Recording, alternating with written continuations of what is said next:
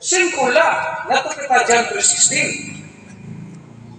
Nasa in the book of John chapter 3 verse 16, for God so loved the world that He gave His only begotten Son, that whosoever believeth in Him should not perish but have everlasting life. Nasa hindi, kay tungod, higugmaon kitang Ginoo, higugmaon niya makasasala na tao, kumani Jesus Christ na tao, makalibutan, na tao by Kristo waray. Ikakantangani kay, na tao na ay manluluwas sa kalibutan. Anong purpose ka tao ni Kristo? Para makatay, mai-rise ang dito ang krus, bayaran ang ating mga sala. Kay pinaagi ang sakripisyo ni Kristo, pinaagi ang bugman ni Kristo, ikaw ang ako, makakaplaging kaluwasan, nang diri na kitang malalaglag at impyerno. Kaya si Jesus Christ in John 46, I am the way, the truth, and the life. No man cometh unto the Father, but by me. In the book of Acts, chapter 4, verse 12, allow me to read this passage of the scriptures in the book of Acts. Acts 4:12. Hino manggod at makakahatag at kaluwasan. Nasa in Acts 4:12, neither is there salvation in any other name. Kang kanay ngaran lang makakaluwas, the name of the Lord Jesus Christ. Nasa in Acts 4:12, for there is none other name under heaven given among men whereby we must be saved. I am a Baptist. I am a pastor of a Baptist church. But I will not say na karawata kung pakariya Baptist kay manluluwas ka. Diri garanti at relihiyon it atong kaluwasan. It makakahatag it atong kaluwasan ni Kristo. Kaya nung pastor ni Kristo, kaya nagsakripisyo at krus. Waray relihiyon nga naraysan dito ang krus. Diri gihapon makakaluwas itong akong kalagaringon na binuhatan. Kaya kita nakaran na tubangan ng Ginoo, all our righteousness is filthy as rags in the book of Isaiah. Mahugaw ang aton kinabuhi. Makasasala. Hinugman na kitang Ginoo para mga templo. Pero ang ginbuhat ang Ginoo, He gave His only begotten Son, that whosoever believeth in Him should not perish but have everlasting life. We have three things na dapat natin buhaton about the Lord Jesus Christ. Una, ABC. After this one, huwag man kita. ABC. Una, accept. Inon atong kakarawato para kita maluwas. Jesus Christ. Anong saying ang John 1:12? Basahon ko ang John 1:12. Kung may Bible ka mo itatsa-tatsa na kang himalay, pwede niya ako niyo mabasa. Tanan nga akong insisering Bible verse, pwede niyo mabasa yung mga panimalay ng mga Bible. Ay no, kada usay na panimalay may Bible na altar. Sakto ano? Basahan niyo para kamo makakopula ng business. Okay? In the book of John chapter 1 verse 12, nasa dili, but as many as received Him. Receive. It means accept. Him. It refers to Christ. But as many as received Him, to them give He power to become what?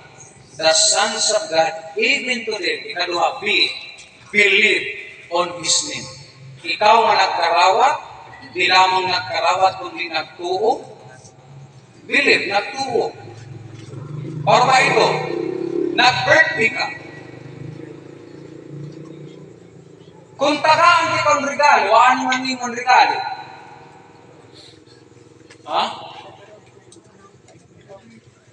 Ginhatag ko, ihatag kayo muna, happy birthday, alin akong regalo, ay maning regalo. Ginkarawat, kakaroton, uy, salamat. Pagkarawat mo, nagtuo, kang itong regalo, muna. Sakto ano? Sakto? Sumada ba naghatag ng regalo, nagsumaling nga, maaram ka, madiwag. Kumanto ko na takluban, pumalit ini na regalo, para lain mo, ito, di bayari ako. Hay mo pagkita, regalo pa ito? Ano naman tawag ito? Ha? Nakipag-parking ka na or imo kipalik. Masi ka nga ng regalo, libre. So, hinang libre ka regalo. Kay Jesus Christ. Ang pitasin, but as many as receive Him, to them give Him power to become the sons of God, even to them that believe on His name. In John 2:16, for God so loved the world that He gave His only begotten Son, that whosoever believeth in Him should not perish, but have everlasting life. Ano ang sunod ng regalo? Kinabuhi na waray katapusan.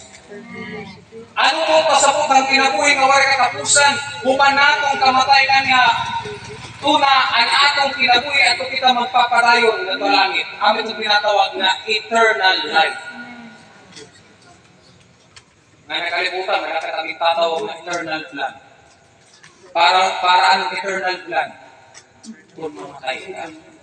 Para diri ang mga problema.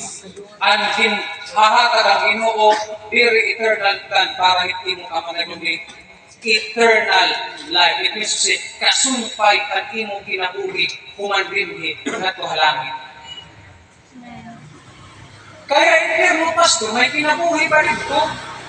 Iba ang kinabuhi pero ay kasakit pag antos, they shall be tormented day and night.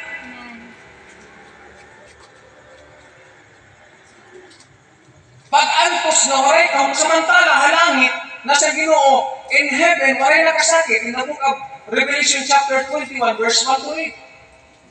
No more crying, no more pain. Waray na kagulaanan. No more sadness, no more sorrow, waray na.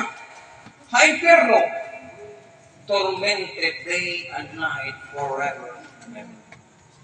ABC, accept, believe, see, confess. Ano ang confess? Usalan mo kikiral mo ng manluluwas.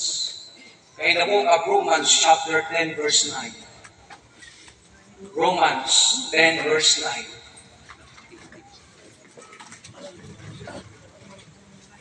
Amin ni an kasumpayan atong hindi dinasangalit not your heart with trouble. Kung ganahan ka mansyon na langit, amin ang solusyon.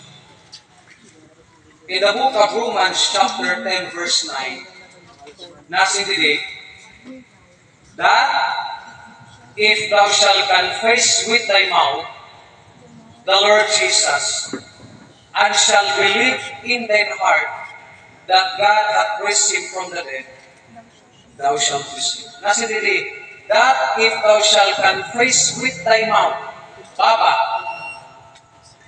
the Lord Jesus, not only on our mind, but in our hearts. Hakadalo na pagpito atong lawas, kayo pastora kasing-kasing man kay awin yung sentro na atong kinabuhi. Tanan na atong binuhatan comes from the heart. Evil thoughts, wicked imagination, di rin nakitigusto ang Ginoo. Hiya'y maging sentro, hiya'y maghadi, di rin sala. Ano bitaw that if thou shalt believe in thine heart that God hath raised Him from the dead, thou shalt be saved. In verse 13, for whosoever shall call upon the name of the Lord shall be saved. I know ayaw na una, may daka mo naglulutaw-lutaw na mga pakihana. Hi Kristo la ba ang makakalawas sa aton? Yes. Kay kung wala hi Kristo, para kita kaluwasan. Kung wala hi Kristo, itong atong sala, at tulis tayo, magpapabiling gihapon itong atong sala. Kay Kristo, kumanya kalibutan, para kay raisan dito hapos, hiyat kabayaran itong atong sala. Ipinso siya ang atong sala, ginangko ni Kristo. Pastor, may naman ako reliyon. Ako, may naman ako sa simbahan, baptist ako. Pero na kumasi